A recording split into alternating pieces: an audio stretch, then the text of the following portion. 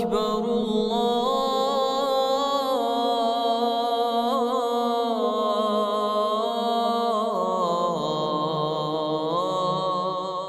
വിശ്വാസികൾ കാത്തിരുന്ന ആ പുണ്യമാസം സമാഗതമായിരിക്കുന്നു.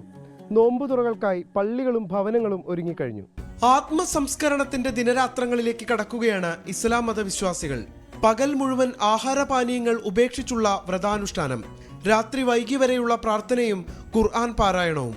വിശപ്പിന്റെ രുചിയെറിഞ്ഞ് ആത്മീയമായി സ്ഫുടം ചെയ്യുകയാണ് വ്രതത്തിന്റെ ലക്ഷ്യം.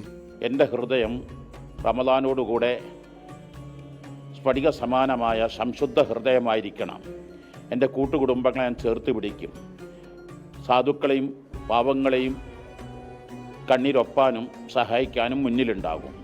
ഞാൻ എല്ലാവർക്കും കരുണ ചെയ്യുമെന്നുള്ള പ്രതിജ്ഞയാണ് പരിശുദ്ധമായ റമദാന്റെ ഏറ്റവും വലിയ സന്ദേശം. അനുഗ്രഹങ്ങളുടെയും പാപമോചനത്തിന്റെയും മാസമായ റമദാനിൽ വിശ്വാസികൾ ആരാധനാ കർമ്മങ്ങൾ ഇരട്ടിയാക്കും. ബദർ പോരാട്ട ഓർമ്മകളും 1000 രാവുകളേക്കാൾ പുണ്യമായ ലൈലത്തുൽ ഖദറും ഈ മാസം വിശ്വാസികളെ തേടിയെത്തുന്നു. ആരാധനയ്ക്കും നോമ്പുതുറകൾക്കുമായി പള്ളികളും ഭവനങ്ങളും ഒരുങ്ങിക്കഴിഞ്ഞു. സമൂഹ ഇഫ്താറുകൾ മതസാഹോദര്യത്തിന്റെ വേദികളാകും.